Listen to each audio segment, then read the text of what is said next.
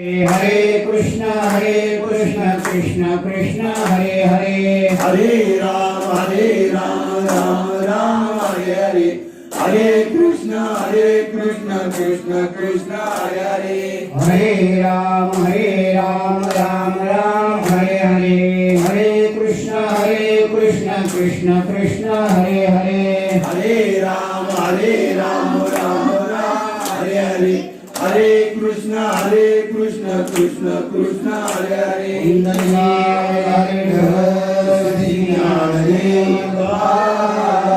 वासुदेव पंढरनाथ भगवान की जय, ज्ञानेश्वर महाराज की जय, जगद्गुरु तुकाराम महाराज की जय, धर्मवीर संभाजी महाराज की जय, छत्रपति शिवाजी महाराज की जय, सकल संतन की जय।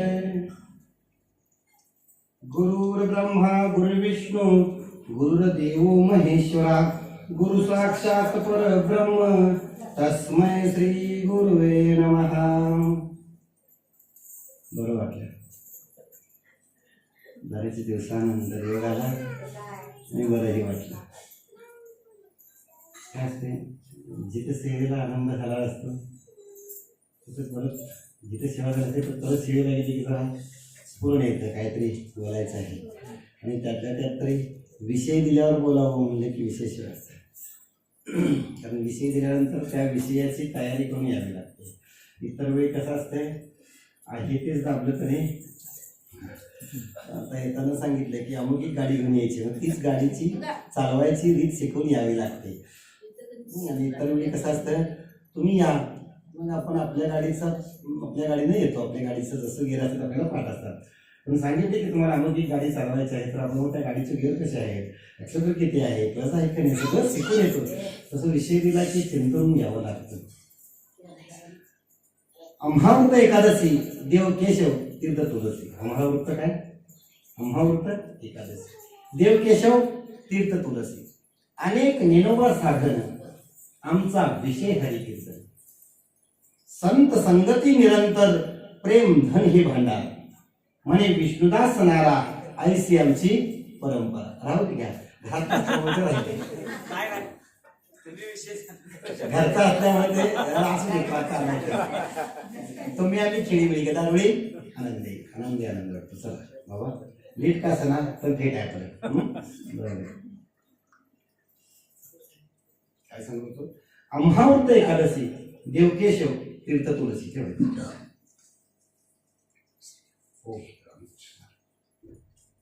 आम्हाला वृत्त कोणता असेल तर आम्हावृत एकादशी देवकेशव तीर्थ तुलसी, अनेक नेनोबा साधन, दुसरं कोणतंही साधन करायची गरज नाही महाराज. अनेक नेनोबा साधन आमचा विषय हरिकीर्तन. आपला विषय काय असावा, एक आणि एकच विषय होतो त्यांचा, झाला नारायण न आवडे जन धन माता पिता, एक विषय असावा. आपला कसा असतो, आपला देव किती, आपला ते एक देव करून घ्यावा. ते नेहमी जेव्हा म्हणायचं आपला देव एक का दोन, मंगळवार आले की गणपती बाप्पा मोरया म्हणते, बुधवार आला की पांडुरंग आले, गुरुवार आला की गुरुदेव दत्त, शुक्रवार आला की अनाथ निर्गुण प्रगटली भवानी आईचा जोगवा मागे, शनिवार आला की परत शरण हनुमंता, काय भक्तीच्या त्या वाटा, जय बजरंग बली. रविवार आले की खंडोबाराया किंवा ज्योतिबाच्या नावानं चांग झाला, आणि सोमवार आला की हर हर माता. बघा आपला तो एक आम्हावृत एकादशी देवकेशव तीर्थ तुलसी, अनेक नेनोबा साधन, दुसरं साधन करायची गरज नाही, एक नेनोबा साधन आमचा विषय हरिकीर्तन, संत संगती निरंतर प्रेम धन हे भांडार, म्हणे विष्णुदास नारा ऐसी आमची परंपरा. आम्हावृत एकादशीच का, आज एकादशी आहे ना, माहीत असावं माहीत असावं आज एकादशी. काय सांगितलं, आम्हावृत एकादशीच का, एकादशीचं वृत्त का, तर जे लोक एकादशीचं वृत्त करतात त्यांची तुलना भगवंताशी म्हणजे श्री विष्णूंशी होते.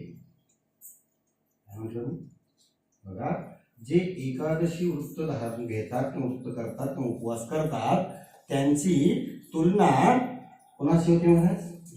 भगवानांची होती किंवा श्री विष्णूंशी होते. तुकोबा म्हणतात ऐका वृताचे महिमान, ऐका वृताचे महिमान नेमे आचरती जन. कशा नेमानं आचरतात, आचरणात आणतात. नेमे आचरती जन गाती हरिकीर्तन, म्हणजे त्या दिवशी गातात किंवा ऐकतात काय? हरिकीर्तन, म्हणजे भगवंताचं नामस्मरण चिंतन. ते समान विष्णूशी. कोणाचे समान सांगितलं? म्हणजे तुलना कोणाशी झाली? विष्णूंशी झाली, म्हणून एकादशी. शिवाय जे लोक एकादशी व्रत धारण करतात ना, त्यांच्याच घरी देव नांदतात किंवा वास करतात किंवा वास्तव्य करतात किंवा राहतात. बघा, नाथ महाराज म्हणतात जो एकादशी व्रत झाली मी नित्य नांदे त्याच्या घरी. कोणाच्या घरात नांदतो म्हणले? जो एकादशी व्रतधारी, म्हणजे जो एकादशीचा उपवास करतो, एकादशी धारण करतो, त्याच्याच घरी मी नित्य नांदतो. नाथबाबांचं प्रमाण आहे. जो एकादशी व्रतधारी मी नित्य नांदे, मी नित्यानं म्हणजे सतत सतत त्यांच्या घरात नांदतो. कुणाच्या? जे माझा उपवास एकादशीचा उपवास करतात त्यांच्या घरी मी नांदतो. म्हणून आम्हा व्रत एकादशी. आज कोणती एकादश? निर्जला. किती जणांनी निर्जला केली? प्या दूध, प्या दूध. निर्जला का निर्जला? असं ते. ह्या एकादशीच्या बद्दल किंवा आता येणारी जी वारी आहे त्या वारीच्या बद्दल तुकोबारांचं एक सुंदर अनुभव आहे.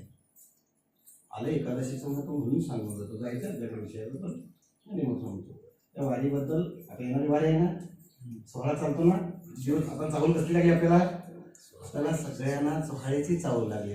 किती तारखेला प्रस्थान पालखी होणार? आपण सारखे कॅलेंडर टिक करतो. 25 तारखेला प्रस्थान होणार, 24 तारखेला प्रस्थान होणार, 29 तारखेला किती? 29 ना, 28 ते 29 तारखेला प्रस्थान होणार. पण आपल्याला तिकडे जायचं आहे, 25ला जायचं आहे, 24ला जायचं आहे. आपल्याला वेध लागून राहिलं. का राहिलं? तर त्या वारीचं तेवढं महत्व आहे. आणि त्या वारीबद्दल एकादशीबद्दल तुकोबारांची एक सुंदर अनुभव आहे. पंढरीची वारी आहे माझ्या घरी. किती वारी आहे? पंढरीची वारी आहे माझ्या घरी. अनेक न करे तीर्थ वृत्त. कोणतंही तीर्थ किंवा वृत्त करावं लागत नाही. काय? वृत्त एकादशी करीन उपवासी. कसं करायला सांगितलं ते? कधी आरंभ होते ते? दशमी आरंभ होते, द्वादशी. अल्पोपहार चालतो. आमचा अल्पोपहार असतो का एक्स्ट्रा फराळ असतो बघा असतो बघा. आणि बरं म्हणतात एकादशी शिळीसारखं आणि पण काय कर बघा. त्याच्यासाठी सांगितलं उपवास का सांगितला? वृत्त एकादशी करीन उपवासी गाईन अहर्निशी मुखी नाम. कसं गायला सांगितलं?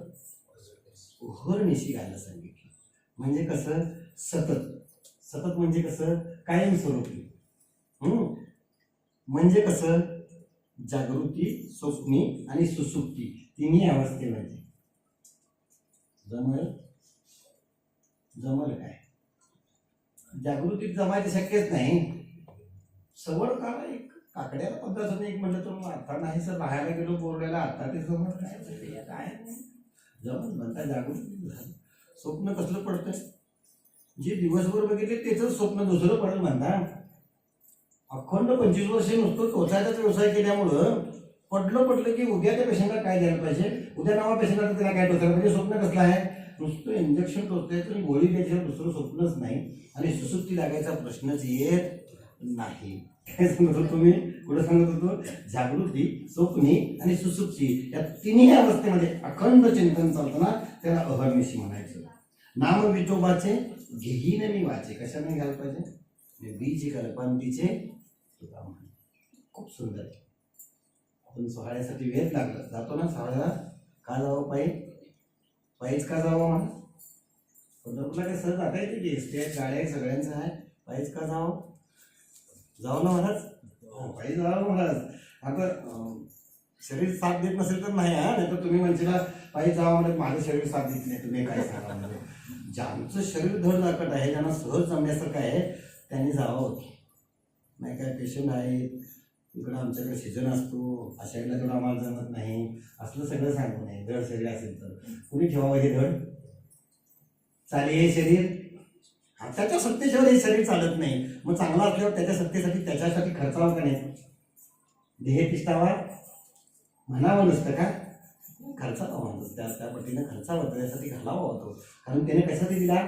देवे दिला देह भजना गोमाता. भजना म्हणजे नामस्मरण करायला, चिंतन करायला दिला, त्याचं नामघोष करायला दिला. आणि त्याचं नामघोष केलं तर काय होतं? सदा नामघोष करो हरिकथा तेने सदा चित्ता समाधान. तुमच्या मनाला समाधान मिळायचं असेल, चित्ताला समाधान मिळायचं असेल, शांती मिळायची असेल, सुख मिळावं असं वाटत असेल तर त्याचं सतत नामघोष करणं गरजेचं आहे. आणि तो कुठं सापडेल? तो कुठं आहे म्हणता? मी तयापासी का पांडवा अरपलो ऐसा दिवसावा जेत करती नामघोष माझा बरोबर. जिथं माझं नामघोष चालू होतं तिथं मी आहे म्हणून सांगितलं. जागा सुद्धा आपली सांगून देईल. मी कुठं आहे बाबा? मला दुसरीकडे ओळखायची गरज नाही. मी तिथं आहे. तिथं आहे म्हणजे कुठं आहे? मी तयापासी का पांडवा, मी त्याच्याजवळ आहे. कोणाजवळ आहे? जे माझं सतत नामस्मरण करतात त्यांच्याजवळ मी आहे. मग काय सांगत होतो मी? का पायी जायचं? तर या पायी जात असताना या सोहळ्यामधून काही संसारिक चालत आहेत, काही साधकही चालत आहेत, काही सिद्ध आहेत आणि एकतरी संत आहे. उगाच नाही चालत ते. कारण त्या चाललेल्या सोहळ्याचा अभ्यास करायसाठी परप्रांतीय लोक येऊन बघतात. ह्यांना एवढं कोणी डिसिप्लिन दिलं, कोणी एवढं नियोजन लावलं? अहो घरातल्या पोरांना ग बसावलं तर पोरं ग बसत नाही. किती मुलं असतात खचून 2 किंवा 3 मुलांना बसवायचं म्हणलं तर बसत नाही. अंगणवाडीचं जाऊन विचारलं बाईंना तर बाई म्हणतात मोठ्या पोरांना शिकवलेलं बरं सर, खरं ह्या पोरांनी शिकवता येत किंवा सांगता येत नाही म्हणतात. म्हणजे किती मुलं असतात अंगणवाडीत सांगा बघ्या? एक 20 असतील, मी म्हणतो 25 असतील. मग 25-30चं डिसिप्लिन लागत नाही, वळण लागत नाही, त्यांचं नियोजन लावता येत नाही. आणि लाखो भाविकांना सहज एका रेषेत नेण्याचं काम कोणाचं आहे? ते भगवंताचं कार्य आहे. त्यात असणाऱ्या संतांचं कार्य आहे. काय सांगत होतो मी? असाच संत चालत वारीवर चालत असताना काही संसारिक आहेत, काही साधक आहेत, काही सिद्ध आहेत आणि काही संतही आहेत. एकतरी संत आहेत. आणि ते संत तिथून जात असताना त्यांच्या पायाच्या धुळीचे कण आपल्याला सहज लागतात. कधी लागतील? आपण तिथपर्यंत गेलो तर. आता इथं एखादी वस्तू मला लागायची असली, माझ्या कपाळाला किंवा माथ्याला लागायची असली तर इथं येऊन मी माथा टेकला तर काही मी घरात माथा टेकून इतकी धूळ लागेल? मग संतांच्या पायाची धुळीचे कण कधी होतील? जिथं पाया संतांची पडते तिथली धूळ ती जर सहज लागली तर आपल्यातलं वासनेचं बीज जळून जातं.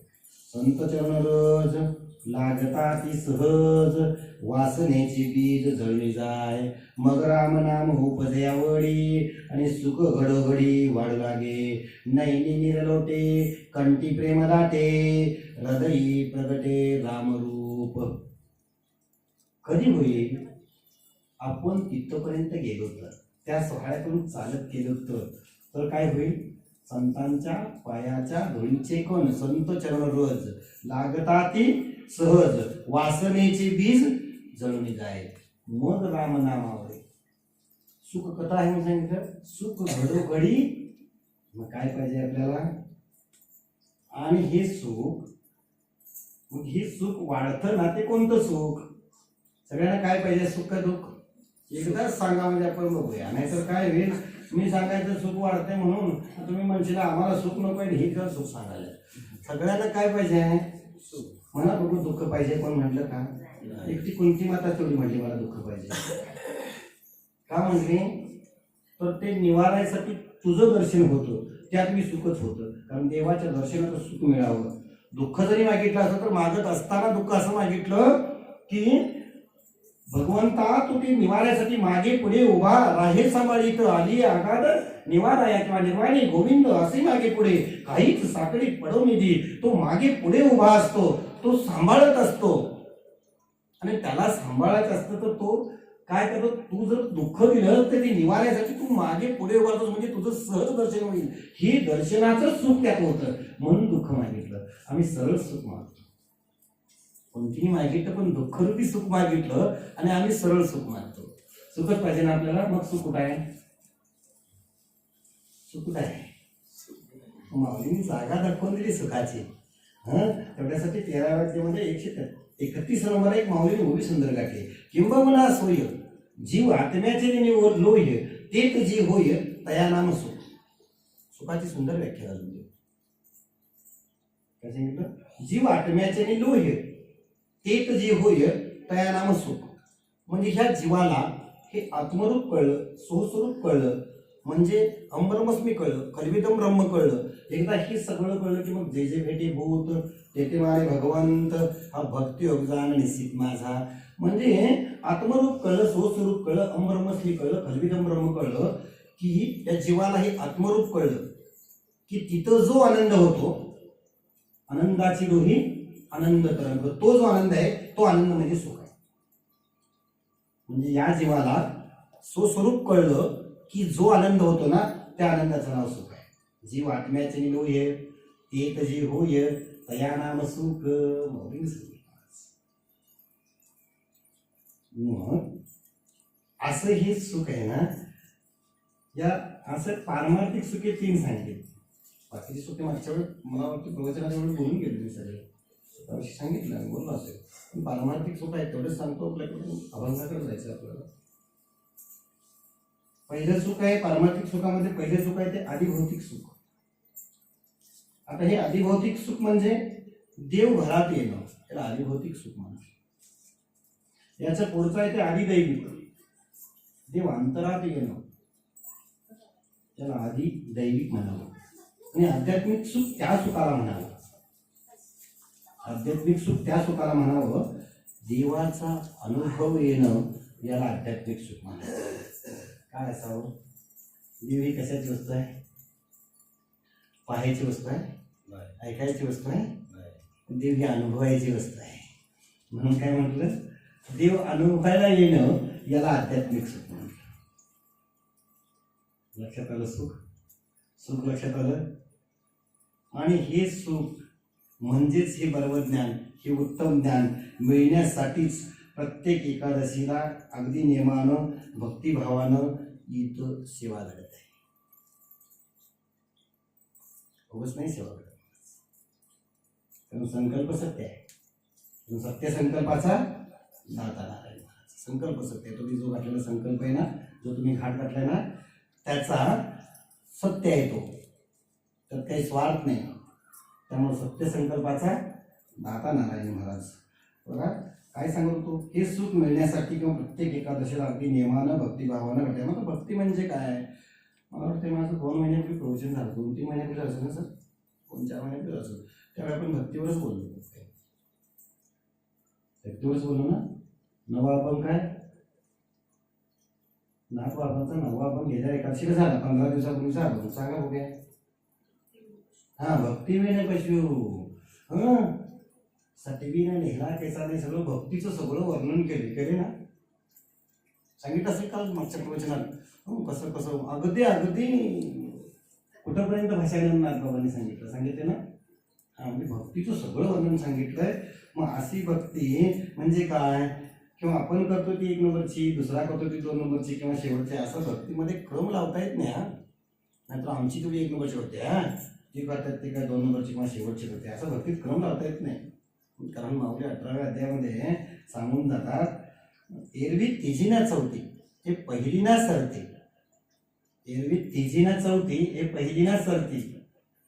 जया सहस्थितीत तया नाम भक्ती.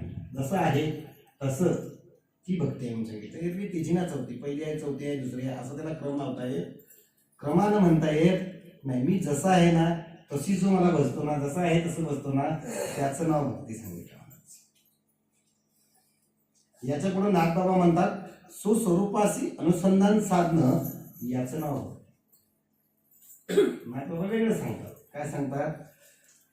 सुस्वरूपाशी सतत अनुसंधान साधणं याचं नाव. कशाचे अनुसंधान साधायला पाहिजे? हा, काय जाणायला पाहिजे? म्हणून आजच्या अभंगातला पहिला शब्द कसा आहे? सुहिता. आजच्या अभंगातला पहिला शब्द आहे सुहिता कारणे. सुहिता कारणे कुणाची संगती सांगणार आहे. अभंग सांगणार आहे. सुहिता कारणे, हित आहे, सोच हित साधायचं आहे. मग इथं काय सांगितलं मी? सुस्वरूपाशी सतत अनुसंधान साधणं याचं नाव होतं. सतत अनुसंधान साधायला पाहिजे. कुणाशी आत्मरूपास स्वस्वरूपास याचंच नाव मग चर्मशक्ती दृष्टीने मागायचं नाही. आपल्याकडे बघितलं आपण कला सोडवणं संसार बंधन आपल्याला सोडायचं आहे. आपलं नुसतं अंतर्मुख होऊन आपण बघायचं आहे. आपल्याला आपलं स्वस्वरूप जाणून घ्यायचं आहे. स्वस्वरूप जाणले तू सुटला. याच्यापेक्षा तुकोबाने थोड्या वेगळ्या भाषेत सांगतो. हीच थोर भक्ती आवडती देवा. ती भक्ती आवडते म्हणतात देवाला. कोणती? हीच थोर भक्ती. हीच म्हणजे कोणती? पुढे सांगितलंय ती. हीच थोर भक्ती आवडती देवा. कोणती हीच? म्हणजे संकल्पावी माया संसाराची. संकल्प करायला पाहिजे तिचा. करतो ना आपण एखाद्या गोष्टीचा संकल्प सकळो साध्या भाषेत आहे ना. तसं संकल्प करतो ना. कशाची संकल्प? काय संकल्प केला? संसारावरची जी माया आहे ती तेवढी जाणं एवढंच याच नाव भक्ती सांगितलं. ती भक्ती आवडते. तीच थोर भक्ती आवडती देवा संकल्पावी माया संसाराची असा त्याचा अर्थ आहे महाराज. म्हणजेच काय तर संसारात बांधलेली जी दोरी आहे मायेची दोरी आहे ना संसारात बांधलेली ती तिथून सोडायची आणि भगवंताच्या चरणावरती बांधायची. बघा कुठनं सोडायची आहे? तिथं बांधलेली मायेची दोरी आहे. कुठं बांधल्या? सुटलाय काय? मग संसारात तुम्हाला लागले का? तुम्ही संसाराला धरले? कोणी कोणाला धरले? आम्ही संसार स्वतः कसं झालं? तुकोबा नित्यनेमानं दररोज संध्याकाळी हरिपाठाला जायचे मंदिराकडे. तसं तुमच्याकडे एकादशीला हरिपाठाचं प्रवचन सकाळी काकडा असतो तसं नित्यनेमानं हरिपाठाला जायचे. जाताना वाटेत एक विठोबा नावाचा मनुष्य होता. त्या विठोबाच्या दारात की विठोबा चल हरिपाठाला. विठोबा म्हणला आज नाही महाराज उद्या बघू. तर ते तुकोबा राहायचे होते. उद्याही गेले. आता जाता जाता हाक मारायचे आहे विठोबा चला हरिपाठाला. नाही उद्या बघू. तिसऱ्या दिवशी गेले कारण आमच्या का तर बोललो आलं नाही जाऊ ते जगद्गुरु होते. तिसऱ्या दिवशी गेले आणि म्हणजे विठोबा आता येणं ओळखले ही रोज पिढा होणार म्हणजे रोजच्या रोज मुलींना सांगूया म्हणले. ते बाहेर म्हणजे महाराज तुम्हाला सांगू या संसारातनं मला काही सुटायला येत नाही. संसार मला असं धरून ठेवलंय की ह्यातनं मी सुटू शकत नाही. तेव्हा परत हरिपाठाला हाक मारू ते ना कणकाच पाडून टाकला. परत हाक मारायला. आता त्या विठोबाच्या दारात सुंदर असं उंबराचं झाड होतं. गोल असं सुंदर असं उंबराचं झाड होतं. तुकोबराय तिथनं उठले आणि सरळ गेले आणि त्या दारात जाऊन त्या झाडाला जोरदार अशी मिठी मारली. झाडाला काय केलं? जोरानं अशी मिठी मारली आणि मोठ्याने म्हणाले अरे मला सोड मला सोड मला सोड. आता ते विठोबाच्या लक्षात आलं आता महाराज इथं चांगलं गेले. काय झालं महाराज? ते म्हणून ते डबगीनं बाहेर आलं. बाहेरून बघितलं तर काय तुकोबरायांनी झाडाला धरलं होतं आणि झाडाला म्हणतो ते मला सोड मला सोड. म्हणलं महाराज काय तुमच्यावर फरक झालाय का? तुम्ही झाडाला धरलंय झाड सोडा म्हणजे आपोआपच तुम्हाला ते झाड म्हणजे तुम्ही झाडाला धरल्यामुळं तुम्ही झाड सोडा. झाडानं तुम्हाला धरलेलं नाही. तुकोबाराय म्हणजे किती सोप्या भाषेत सिद्धांत सांगितलास. मी तुला दररोज तेच सांगतोय म्हणले की तू हरिपाठाला चल. तू म्हणतो संसारानं काय केलंय? तुला संसारानं धरलंय. ते संसाराला तू धरलेस. तेव्हा काय कर त्याची माया काय व्हावी? संकल्पावी माया. ही भक्ती आहे. चला असं कुठं सांगत होती गाडी? तिथली दोरी सोडायची. कुठली? त्या संसारात बांधलेली मायारूपेची जी दोरी आहे ना माया नावाची दोरी आहे तिथनं सोडायची आणि ती भगवंतांच्या चरणावरती बांधायची आणि मग ही म्हणजेच भक्ती होय.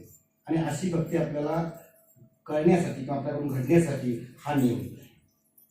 शिवाय नाथ बाबांच्या अभंगांचं हरिपाठातल्या अभंगाचं चिंतन व्हावं तर हे सुसावं हे बी चांगलीच गोष्ट आहे. कुणाला सुचत आहे?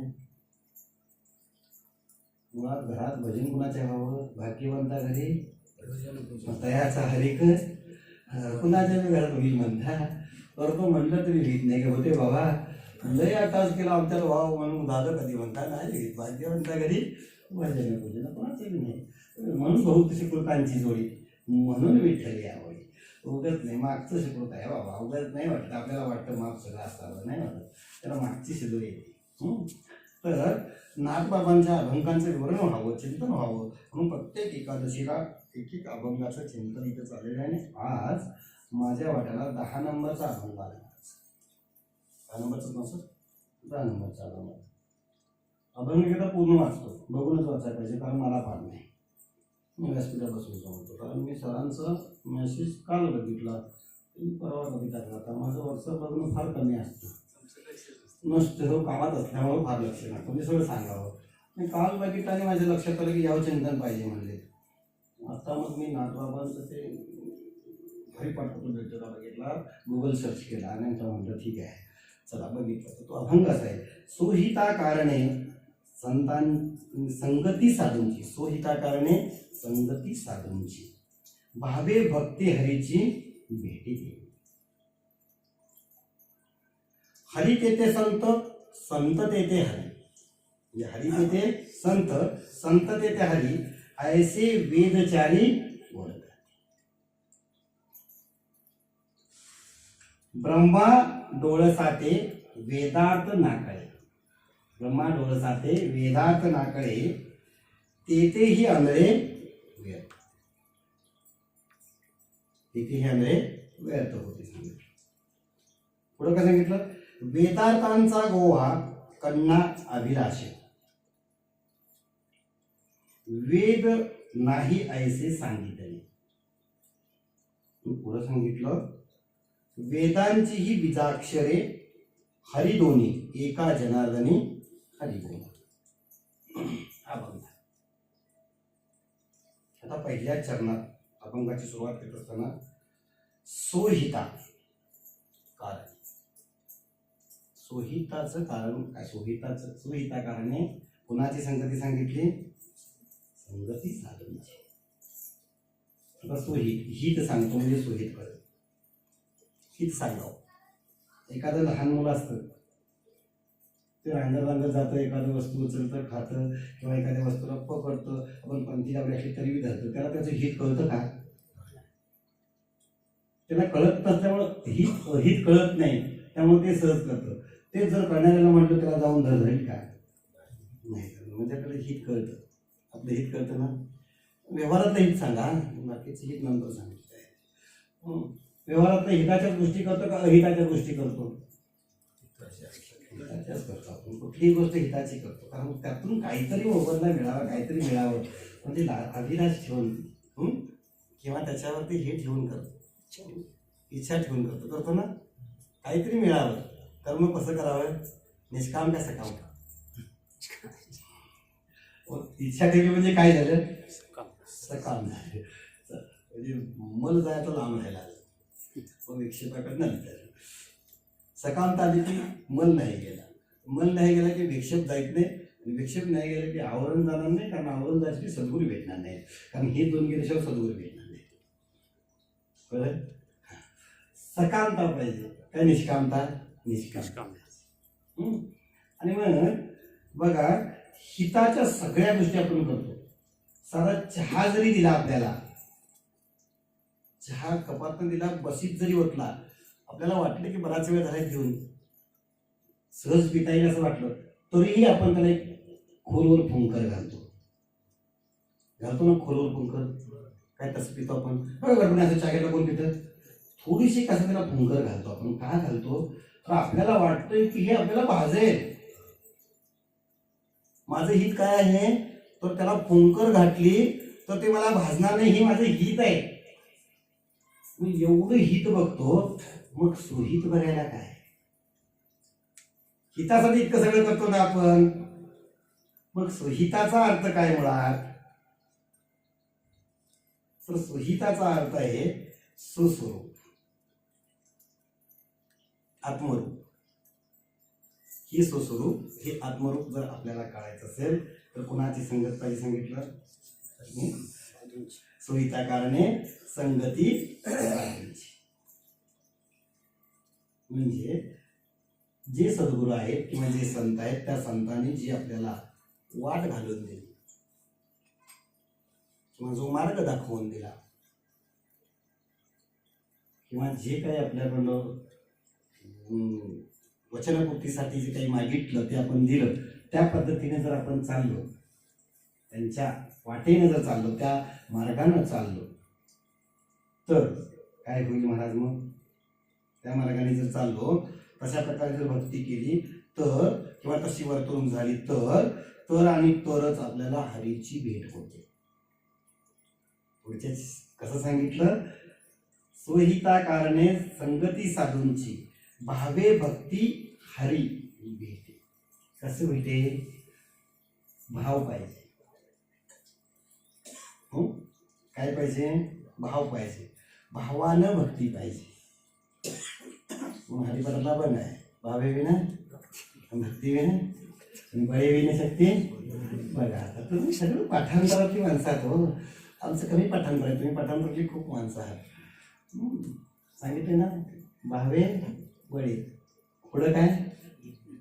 एरवी ते हां, आणि पुढं तर तरी आवळे प्रमाण आहेत. बघा पटापटा प्रमाण आहे. बरं वाटतं बरं असं असलं की प्रमाण ऐकले की. कसा भाव पाहिजे? मग आमचा नुसता भाव आहे. मागच्या वेळी सांगितलं मी, अनन्य भाव पाहिजे. भगवंताला अनन्य भावानं, म्हणून माऊली म्हणतात, जो मज होय अनन्य शरण तयाचे चुकवीन मी जन्म मरण शरणांगती शरणो मीची ऐकू. सुंदर सांगितलं. कुणाचं जन्ममरण चुकवतो? जो मला अनन्य शरण भावानं आहे. तिकडे नाथबाबांच्या भागवतात जर 29 अध्यायाला 600 नंबरला जर बघितलं तर तिकडेही म्हणतात, उद्धवा जो मज होय अनन्य शरण त्याचा धर्म अर्थ काम संपूर्ण मोक्ष मी जाण. म्हणजे मी त्याचे 4 पुरुषार्थ आहे, जे धर्म अर्थ काम आणि मोक्ष 4 पुरुषार्थ सांगितले शास्त्राने. आणि हे 4 पुरुषार्थ मी त्याचा आहे. कुणाचा आहे? उद्धवा मी त्याचे 4 पुरुषार्थ आहेत. त्याचे म्हणजे कोणाचे? जो मज होय अनन्य शरण, जो मला अनन्य भावानं शरण येतो किंवा अनन्य भावानं माझी भक्ती करतो, त्याच. लक्षात आलं? म्हणून काय सांगितलं? भावे भक्ती हरीची भेटेल. त्याला भेटेल. कुणाला भेटेल?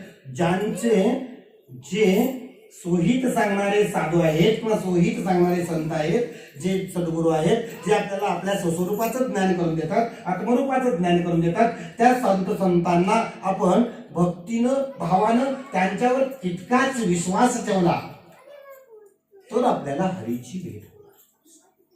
त्यांच्या वाक्यावर, त्यांच्या म्हणण्यावर, त्यांच्या बोलण्यावर भावानं, भावशुद्ध भावानं किंवा अनन्य भावानं विश्वास ठेवला तरच आपल्याला हरीची भेट होणार, अन्यथा भेट होणार नाही.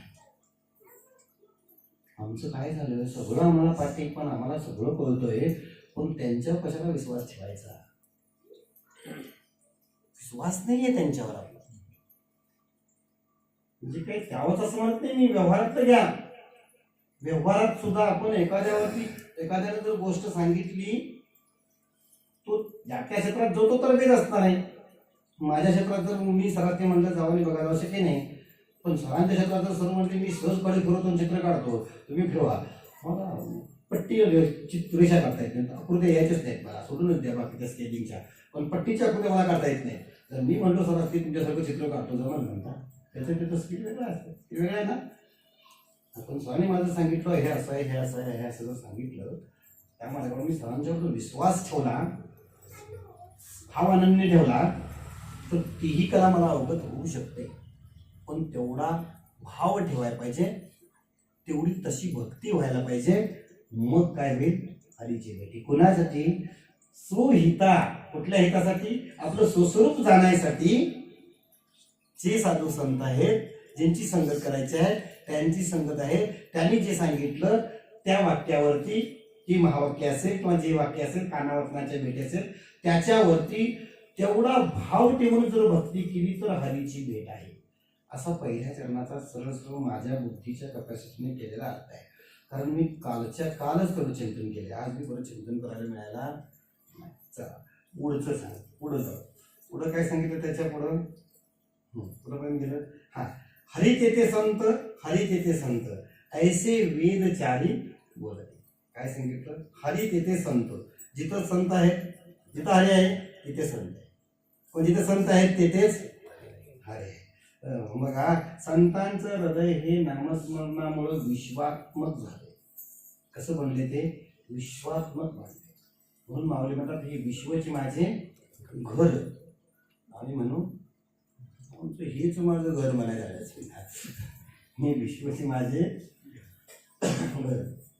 किंवा पैसादान म्हणताना कसं सांगितलं? पैसादानाची सुरुवात आता विश्वास मध्ये. म्हणजे कसं हृदय झालंय? कशामुळे हृदय झालंय संतांचं? नामामुळे. काय साधना आहे? नाम ही साधना आहे. नामच म्हणून ही साधना आहे. म्हणून सकाळी काय करा, म्हणून दुपारी भजन, परत हरिपाठ, प्रवचन, कीर्तन, परत रात्री भजन. ही जी नामावली आहे ना, या नामामुळे काय झालं? हृदय विश्वात्मक झालंय. दुजाभाव नाही झाला. तशी वृत्ती तयार झाली. गुरु करायच्या आधी नाथबाबांच्याकडे ती वृत्ती नव्हती का? नाथबाबा तेच होते. काय बदलले होते? फक्त वृत्ती बदलायची होती. जाता जाता कुत्र्याला मारलं होतं, खाल्लं होतं. नंतर त्याच कुत्र्यानं पोळींचा ते चवडा उचलल्याबरोबर नाथबाबा वाटीतनं तूप घेऊन पाठी लागले. म्हणजे बाबा तशी पोळी खाऊ नकोस, डायजेस्ट होणार नाही, पचणार नाही, तुपाबरोबर खा. कधी झालं? विसरभर आहे केसरांचा हात डोक्यावर गेला. म्हणजे काय वृत्ती झाली? वृत्तीचा पालन झाला. कधी? त्या कानावाचनाच्या भेटी झाल्यावर. तसं संत तेथे देव, देव तेथे संत. किंवा देव ते संत, देव ते संत. फक्त काय आहे? प्रतिमा तेवढ्या, देव तेच संत आहेत, संत तेच देव आहेत. निमित्त त्या फक्त प्रतिमा आहे. मग तुम्ही म्हणाल देव आणि संत एक कसं म्हणता? तर देवाचे तर 6 गुण आहेत, हो ना? का 7 गुण देवाचे? षडगुण ऐश्वर्य संपन्न एक रमाकांत विठ्ठला. किंवा यश, श्री, अवतार्य, ज्ञान, वैराग्य आणि ऐश्वर्य हे 6 गुण वस्ती तो भगवंत. काय सांगितलं? यश, श्री, अवतार्य, ज्ञान, वैराग्य आणि ऐश्वर्य हे 6 गुण वस्ती तो भगवंत. या 6 गुणांनी जो युक्त आहे तो भगवंत आहे. आता हे 6 गुण संतांच्याकडे आहेत का? यश बघू, पुढं पुढं जाऊ. देवते संत, देव संत कळायला पाहिजे काय नाही? ते हरी तिथे देव, देव तिथे हरी. मग कसं तुम्ही म्हणताय? म्हणजे तर देवाचे गुण 6 आहेत, मग संतांच्याकडे आहेत का? आहेत. देवांच्याकडे यश हा गुण आहे कारण त्यांचं नावच यशवंत आहे. देवांच्याकडे यश हा गुण आहे म्हणजे त्यांचं नावच यशवंत आहे. पण संतांच्याकडं करून एवढ्या मोठ्या गीतेवरती माऊलींनी भाष्य करून भावार्थ दीपिका म्हणजे ज्ञानेश्वरी तयार केली. यश आहे का? पेश आहे? यश आहे ना? गुणात साम्य आहे. यश, श्री. आता देवाकडे लक्ष्मी कुठे आहे? पायाजवळ आहे. देवाच्या लक्ष्मी कुठे आहे? देवाच्या पायाजवळ. आणि आपल्याकडं संतांच्याकडे कुठे आहे? लक्ष्मी कामारी देव दास्यत्व करी. वैष्णवा घरी लक्ष्मी कामारी देव दास्यत्व करी. देवानं सुद्धा दास्यत्व केले. भरले का नाही नातांच्या घरात पाणी? कशाच्या रूपानं? शिखंड्याच्या रूपानं अखंड पाणी भरलं ना? एक वेळा एका व्यापाऱ्याकडं नाथबाबा गेले होते. काय ते त्यांचा घराचा विषय होता. गेले होते आणि मग ते गेल्यावर तो व्यापारी असा भला मोठा लक्ष्मीचा फोटो लावला होता. आणि नाथबाबा गेल्यावर त्याचं त्यापासून लक्ष्मीला पोहायला सगळं चाललेलं होतं. लक्ष्मीचं आपण करतो ना मार्गशीर्षमध्ये 4 गुरुवारला करतो किंवा दिवाळीत करतो ना लक्ष्मीपूजन. येता सांग करतो, सगळी करतात ना. जाबे देऊ नको सा, मीच बंद करणार आहे. मी नुसतं अभंग सोडलं झालं, मला बी अभंग सोडलं म्हणजे आधीच जाम होत आहे. त्यात तुम्ही जाब्या दिल्या. तर काय लक्ष्मीपूजन करतो ना आपण, तसं तो भली मोठी लक्ष्मीची प्रतिमा होती आणि ते असं चाललं होतं तुझ्या विचाराला. नागबाबा थोडा वेळ थांबले, बघितलं ठीक आहे म्हणजे परत एक दिवस नागबाबा परत गेले, परत मी देतो तूच काय म्हणजे नागबाबांच्याकडे फार लक्ष नाही. नंतर काय बोलणं झालं पण फार लक्ष नाही. ठीक आहे नागबाबा नाही वाटलं आता काय नाही, ठीक आहे यालाच आपल्याकडे दिवस बोलवले म्हणजे ठीक आहे म्हणजे तुम्हीच एक दिवस या आता निवांत. आता मी तुमच्याकडे बऱ्याच वेळा आलो तू म्हणते सारखं सारखं मी तुमच्याकडे आलो, तुम्ही एखादं आमच्याकडे यायला पाहिजे. मग मी बोलवलं त्यांनी पण त्यांनी बसताना अशी सिस्टीम म्हणजे बैठक व्यवस्था लावली की जिथं नागबाबा बसले होते त्याच्या समोर त्यांना बसता येईल. म्हणजे समोर बसले तर समोरून बरोबर जे काम करायचा वाटतं म्हणजे भांडी घासायची जागा आहे ती जागा दिसेल अशी व्यवस्था केली होती. नागबाबा बसले होते, हे आले नमस्कार झाला वाक्य सगळं आणि बसले. बसल्याबरोबर इकडे तिकडचं बोलतात तोपर्यंत त्यांचं लक्ष समोर त्या भांडी घासणाऱ्या स्त्रीकडे गेलं. म्हणजे तिथं भांडी घासायचा चालू आवाज आल्यामुळे तिकडे लक्ष गेलं आणि त्यांनी पारखून बघितलं तो ज्या लक्ष्मीची पूजा करत होता ना ती लक्ष्मी नातांच्या घरी भांडी घासत होती. काय करत होती आता कळलं, आता कळलं स्त्री केवढी होती. हा यश झालं श्री झालं. यश श्री ज्ञान.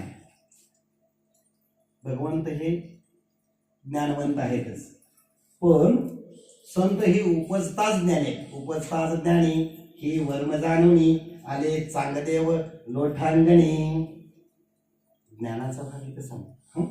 येस श्री पुढं पुढं काय का अवधारी.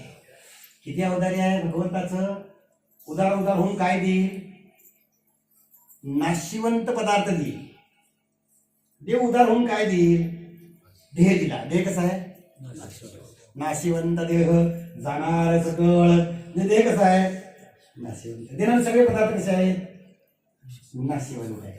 पण आपले संत केवढे संत उधार उधार भरले अनंत भांडार. किती अवधार आहे. काय मुद्दा सांगायचा मला, अवधारी सांगायचं ना. काय देईल काय देतील. अवधारी एवढं मोठं आहे, एवढं मोठं अवधारी आहे की सहज कसा ते अवतार घेतला रक्षणासाठी, भक्ताच्या रक्षणासाठी अवतार घेतात. अवधारी आहे त्यांचं. पण रेड्याच्या मुखातून सुद्धा वेद बोलवले ना. म्हैशी पुत्रामुखे बोलविले चालविली जडविंत म्हणजे हा सामान्य महिमा नैवेद्य हातचा मूर्ती. ही श्री अवधारी. ज्ञान वैराग्य. देव हे वैराग्यवान आहेतच पण संत त्यांच्यापेक्षाही वैराग्यवान आहेत. तुकोबारायांच्याकडे एखाद्या स्त्रीनं स्त्री संभोगनाची अपेक्षा करावी त्यावेळी तुकोबारायांनी म्हणावं जाई तू माते न करे साह्यास आम्ही विष्णुदास तैसे नव्हे. हे वैराग्य. येस श्री अवधार्य ज्ञान वैराग्य आणि ऐश्वर. आता ऐश्वर म्हणलं तर देवा एवढे संपत्ती कोणाकडे आहे हो. तुम्ही म्हणाल मग देवा एवढे कोणाकडे संपत्ती आहे नाही ना. देवा एवढी कोणाकडे संपत्ती नाही. त्यांच्याकडे ऐश्वर्यवान देव आहे, देवांच्याकडे सगळं आहे. पण देवांची संपत्ती संपू शकते पण संतांची जी ऐश्वर आहे ना. आता जावा तुम्ही सोहळ्याला आणि बघा ही जी जी संपत्ती घातलेली आहे ना ऐश्वर आहे ना हे कधीही न संपणार ऐश्वर आहे. तेव्हा त्या ह्याच्यातून गेलं ना की लक्षात येते. सोहळ्यातून जर आपण गेलं ना की आपल्याला लक्षात येतं किती ऐश्वर होत आहे. कुणी बोलवलं लग्न घरात करायचं असलं तरी काय करावं लागतं, पत्रिका छापावी लागत्या, ती पाहुण्यांच्यापर्यंत पोचवायला लागत्या. आता नवीन फॅशन आल्या, पाहुणा येणार नाही म्हणून पत्रिकेबरोबर साडी पोच करावी लागते. आली आहे मग तर आता इकडच्या मुलींना माहिती आहे तर येतात पाहुणा म्हणजे एवढं बोललं. आणि मग या वारीला 10 लाख 20 लाख भाविकांना कुणी बोलवलं, कोणी निमंत्रण दिलं, कोणी आमंत्रण दिलं नाही ना दिलं. हे संतांचं ऐश्वर्य आहे. कळलं साही गुण म्हणून हरी देते देव देव देते हरी. चला आता पुढं ब्रह्मा डोळसाते वेदात नाकळे. तर चिंतनातली गोष्ट सांगतो. इथं वेगळ्या अर्थानं ब्रह्म आहे आणि वेगळ्या अर्थानं वेदार्थ आहे. पण काल तुमचं ते वाचलं मी आणि पंचरत्न हरिपाठ सार्थ आहे का कोणाचं ते आहे म्हणजे एम.पी. त्याचं नाव त्यांचं मध्ये नाही लक्षात आलं, त्यांचं म्हणजे पुस्तक एक जुनाकडून अवेलेबल केलं आणि ते मी बघितलं. तर त्यात असा अर्थ दिला की जे ब्रह्म आहेत ना, जे ब्रह्मदेव आहेत, ज्यांच्यापासून काय निर्माण झाला, वेद निर्माण झाला. वेद कुणापासून निर्माण झाले, कुणाच्यापासून निर्माण झाले, ब्रह्मापासून निर्माण झाले. हां, मग ते वेद निर्माते आहेत किंवा वेद त्यांच्यातून निर्माण झाले, ते ब्रह्मदेवांची अभिलाषा कोणावरती गेली, कन्येवरती. असं वेद सांगत नाही, असं ते अर्थ वाचला. पण तसा अर्थ नाही आहे त्याचं. मी वाचलं ते, मला ते थोडं नाही पटलं. ठीक आहे, मी चिंतन करते. इथं वेद निर्माते ब्रह्मांना तुला वेदाचा अर्थ कळलेला नाही, मग तुम्ही आम्ही काय वेदाचा अर्थ जाणून घेऊ शकतो का? ज्यांच्या श्वासातून वेद निर्माण झालं त्यांना वेदाचा अर्थ नाही कळला, मग तुम्हाला मला लांबची गोष्ट आहे. मग ब्रह्म म्हणजे इथं काय आहे, तर इथं आत्मस्वरूप आहे. इथं ब्रह्म या रूपाने आलं की आत्मस्वरूपाच्या रूपाने इथं ब्रह्म आलं आणि त्याचा अनुभव घ्यायचा आहे. आणि त्यासाठी आपल्याला संतांची सद्गुरूंना किंवा सद्गुरूंना शरण जायचंय. म्हणजे ते आत्मस्वरूपापर्यंत पोहोचण्याची साधना आपल्याला देतात, साधन देतात, साधना देतात.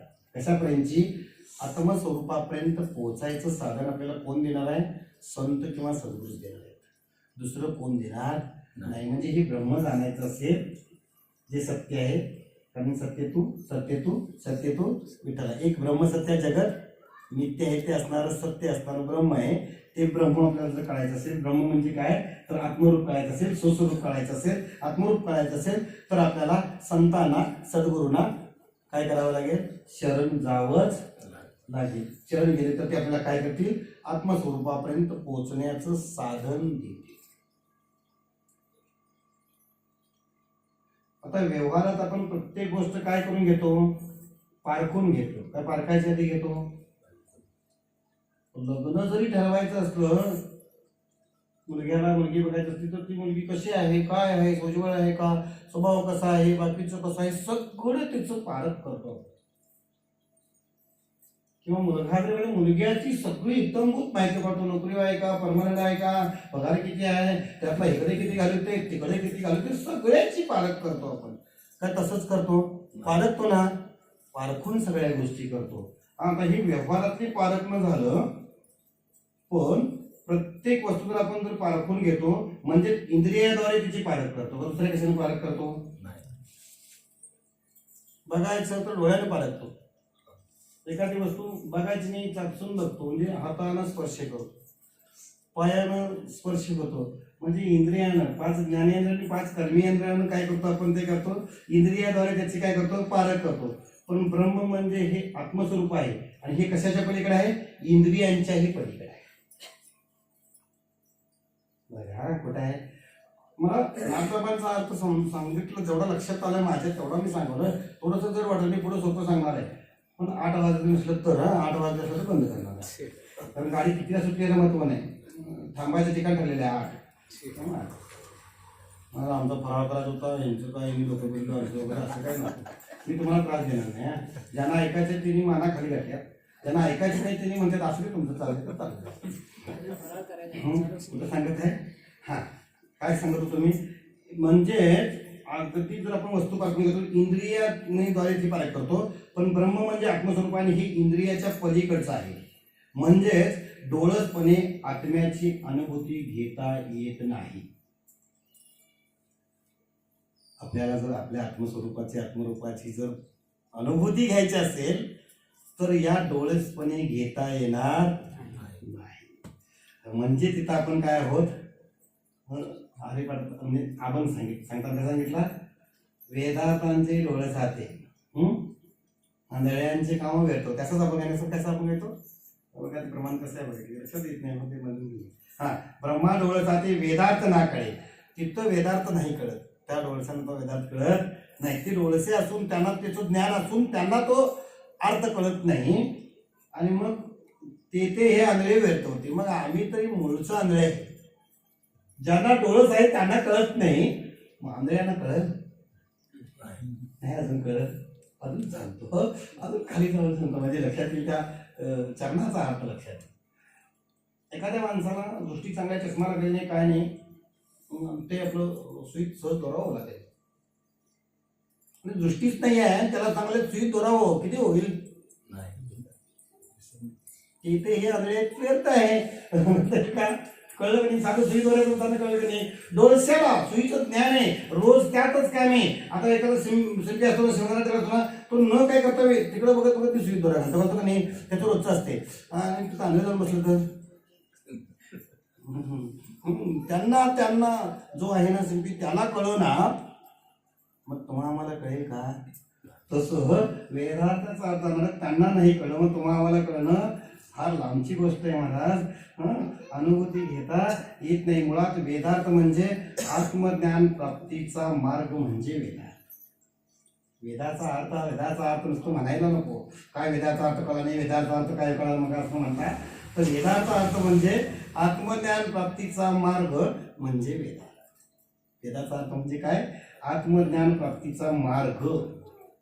त्याला आत्मज्ञान पाहिजे ना ते मिळायला पाहिजे ना त्याचा मार्ग म्हणजे वेदांताचा आहे. कळलं. हा तो कोण वेदांताचा अर्थ आम्हासीच ठावा आणि इतरांचा व्हावा भार माता. तुम्हाला सुंदर प्रमाण आहे हो ना. कसं प्रमाण आहे ते कसं प्रमाण आहे वेदांताचा तो अर्थ आम्हासी ठावा हो ना. वेदांताचा तो अर्थ आम्हासी ठावा आणि इतरांचा व्हावा भार माता. हा इतरांनी असं का इतरांनी व्हावा भार माता इतकं वेदांताचं हे. असे हे संत हे ज्ञानदृष्टीने हरिपाठ. संत हे देवाकडे पाहताना हरीकडे पाहताना कुठल्या दृष्टीने बघतात ज्ञानदृष्टीने बघतात. आणि आम्ही भगवंताकडं किंवा हरीकडं किंवा देवाकडे बघत असताना या चर्मचक्षु दृष्टीने बघतो. बघा दृष्टीचा फरक केवढा आहे. संत कशाने बघतात ज्ञानदृष्टीने बघतात आणि आम्ही या चर्मचक्षु दृष्टीने बघतो. एकदा ही चर्मचक्षु दृष्टी जर संपली आणि ज्ञानदृष्टी आली की मग हरी ओळखता येईल. कितवा आपण 13वा ओळखीला हरी कितवा आपण नाथबाबांचा ओळखला 13वा सण ओळखीला हरी 7वीला पोठी. बघा ते कितवा आहे माहिती नाही. तुमच्यामुळे हरिपाठाचं बघितला ते नाथबाबांचा हरिपाठ असं खरोखर त्यांचं खरं आहे माझ्यावर. पण त्यानिमित्तानं हरिपाठ बघायला मिळाला नाथबाबांचा. पुढे विषय होता तोपर्यंत आपण मग एवढं जर ज्ञानदृष्टीवाल्यांनी देवता आपण चर्मचक्षुने हरी पाहतो. म्हणून जोपर्यंत ज्ञानदृष्टी येत नाही तोपर्यंत आपण तिथं आंधळा आहे. कुठंपर्यंत आंधळा म्हणून सांगितलं आंधळे तिथे व्यर्थ आहेत तिथं व्यर्थ आहेत आंधळे म्हणजे आपण सगळी काय आहोत चर्मचक्षुने सगळे आपण आंधळे आहोत. त्यामुळे आपल्याला वेदांताचा अर्थ करणार नाही. जी डोळशी आहेत त्यांना कळलं नाही मग आपल्याला तरी काय.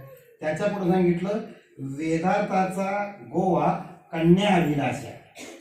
इथं सांगितलं बघा कन्यावरती अभिलाषा गेली असं वेद कुणाची वेद निर्मात्याची कन्या अभिलाषा आहे. पण इथं त्या अर्थानं नाही आहे. नंतर मी चिंतन केलं तर त्या अर्थानं नाही आहे. इथं गोवा या शब्दाचा अर्थ आहे गुंता. गोवा या शब्दाचा काय अर्थ आहे बघा वेदांताचा गोवा म्हणजे गुंता किंवा घोटाळा. चारा घोटाळा नव्हता ह्यातला घोटाळा आणि तुम्ही तिकडे लगेच चारा घोटाळा करायचा. घोटाळा म्हणजे आपल्याला एवढंच माहिती असते कलम लागले का घोटाळ्यात लागले कसला घोटाळा तरी कोणता आहे. याचा अर्थ गोवा याचा अर्थ इथं काय घेतला गुंपा किंवा जो घोटाळा घेतला ना तो. आणि कन्येचा अर्थ इथं काय घेतला आहे का माहितीये का कन्येचा अर्थ इथं माया घेतला. कन्येचा अर्थ माया घेतला. आणि मी तो ते पुस्तक देत बघणार आहे का ते वेगळ्या भाषेत तो सांगितलं मला ते काही जरासं नाही वाटलं बरं म्हणून थोडं पुढे जाऊन बघितलं तर कन्येचा अर्थ इथं माया घेतला. मग आपण ज्या गोष्टी सगळ्या करतो ते मायेअधीन आहेत काय माये रहित आहेत काय मायेसह आहेत सगळं आपलं मायेवर अवलंबून. अभिलाषा आहे का नाही आपली काही कसली गोष्ट न धरता अभिलाषा केली आहे. कुठलीही गोष्ट करू येऊन तुमच्याकडे गणपती असतो का नाही असतो ना त्याला तोरण वावत्यात का नाही तुमच्याकडे कसलं तोरण म्हणतात? कसलं म्हणतात? नवसाचं आहे ना. आणि किती नारळाचं असते? 5 नारळाचं असते. तर नारळ कोणाचा? नारळ कोणाचा? कुणाचं पाणी? देवाची करणी. कुणाची करणी? देवाची करणी. आणि कशात पाणी? नारळाचं. करणी कुणाची? देवाची. नारळ कुणाचा? देवाचा. लाच कुणाला? देवाला. कटकथा ओपटे मूर्ती लोकीचे उपराटे येत आहोत ते अर्जुना जन्मराशी तू.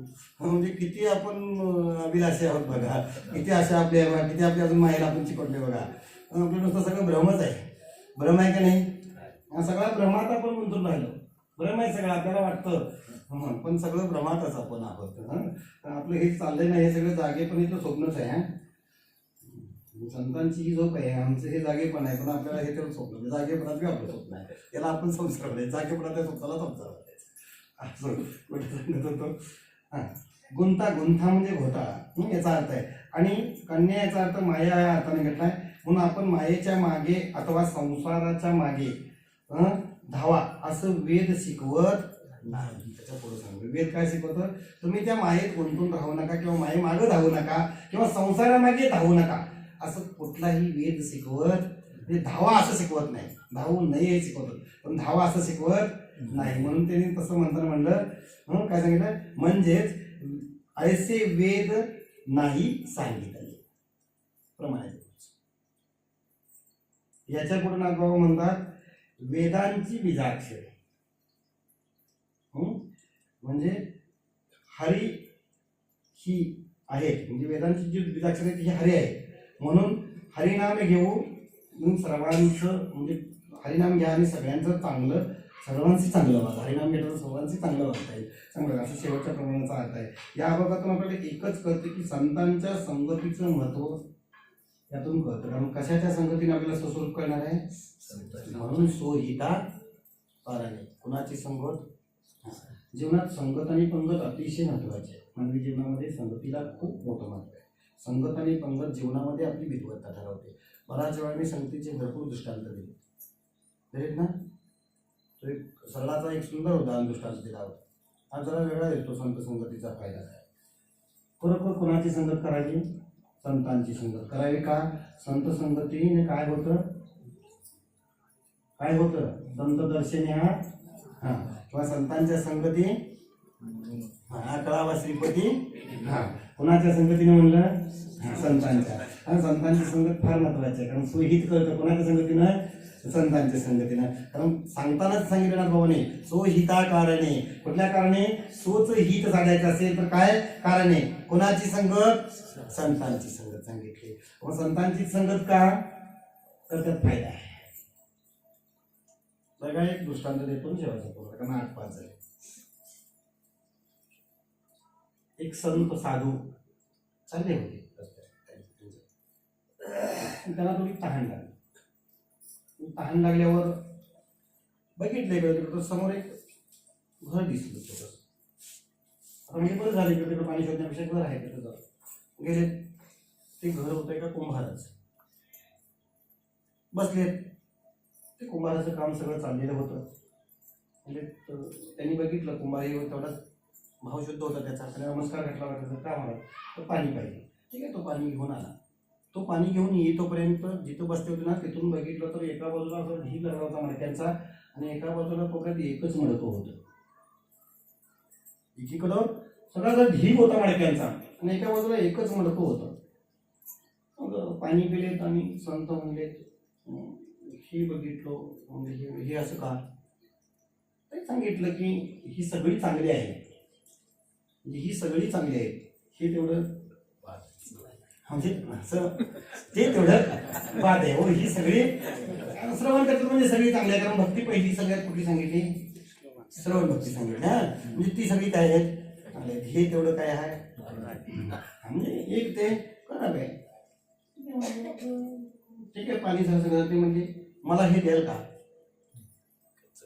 ते म्हणले तू हे ठीक आहे तर कोण 1 न्या 10 न्या 20 न्या जर मला तुम्ही आहात तुमचे पाय आमच्या घराला आले हे आमचं भाग्य आहे. न्या आहे किती न्या तुम्हाला काही मला मोबाईलला सुद्धा नाही म्हणजे मला तेच पाहिजे. त्यांनी सांगितलं तर कुंभाराने नाही ते गळतंय, तर त्यांनी शेवटचा पर्याय सांगितला. काही नाही, ते का ठेवले साईडला म्हणले ते गळतंय, ते खराब आहे, बरोबर नाहीये, तुम्ही जर नेलं तर त्यात पाणी राहणार नाहीये, तर तुम्ही यातलं न्या. नाही म्हणजे मी तेच नेलं, घेऊन गेले. आता म्हणजे तुमचा आग्रहच आहे, अट्टासच आहे, तर जावं. साधन घेऊन गेले, साधून त्याला पाणी भरलं आणि त्याला असं वरती बरोबर बांधलं आणि महादेवांच्या पिंडीच्या वरती बांधलं.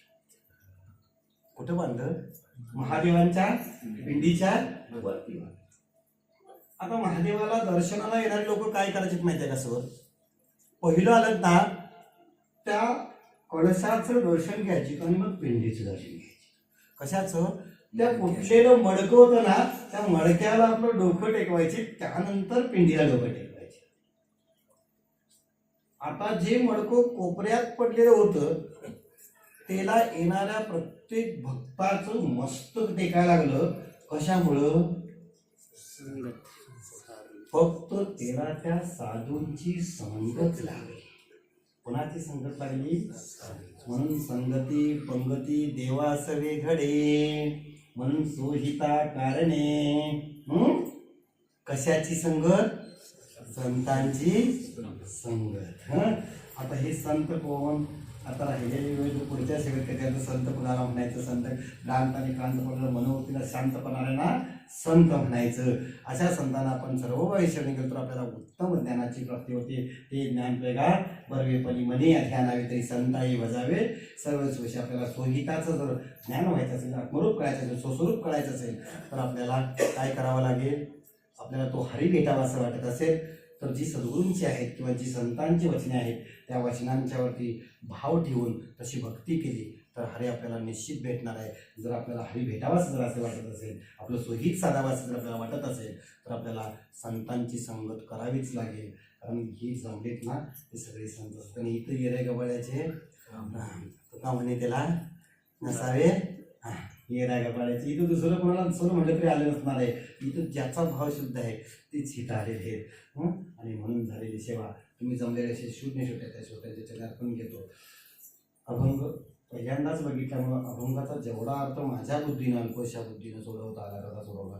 हा सगळाच बरोबर असेल असं नाही, पण यातलं काही 2-4 अक्षर बरोबर असतील ती संतांची आहेत, ती तुम्ही तशीच्या तशी ग्रेडिंग करून घ्या. बाकीची जी चुकीची असतील ती मला परत करा, परत त्याच्यावरती रिसर्च करून अभ्यास करून परत कधी कधी सांगितलं मांडण्याचा प्रयत्न करेन. आणि झालेली सेवा त्या भगवंताच्या चरणी आपण कोण सेवेला इथं बोलवलं. पुंडलिकावर श्री ज्ञानदेव तुकाराम वासुदेव हरी. आता विश्वास येणे वागेने कोशावे तोषोनी मद द्यावे पसाय दाने. जे काळांची व्यंकटी सांडो तया सत्कर्मी अति वाढो. भूता परस्परे पडो मैत्र निवांचे दुरितांचे तिमिर जावो. विश्व स्वधर्म सुले पाहो जो जे वांछित तो ते लावो. प्राणी जात वर्षत सकळ मंडळी ईश्वरनिष्ठांची मांदियाळी. अनवर्त भूमंडळी भेटतो या बोलता चला कल्पतरूचे आडव. चेतना चिंतामणीचे भाव बोलते जे अर्णव पियुषाचे. चंद्रमेचे लांछन मार्तंड जे तापहीन ते सर्वाई सदा सज्जन सोयरे होऊ. किंबहुना सर्व सुखी पूर्ण होनी ती लोकी. भजे जो आदिपुरुषी अखंडित आणि ग्रंथोपजी विशेष लोकीये. दृष्टादृष्ट विजय होवावे एक मने श्री श्रेष्ठाओ. आओ एक दान पसाओ. येणे वै ज्ञानदेव सुखिया झाला. येणे वै ज्ञानदेव सुखिया झाला. येणे वै ज्ञानदेव सुखिया झाला.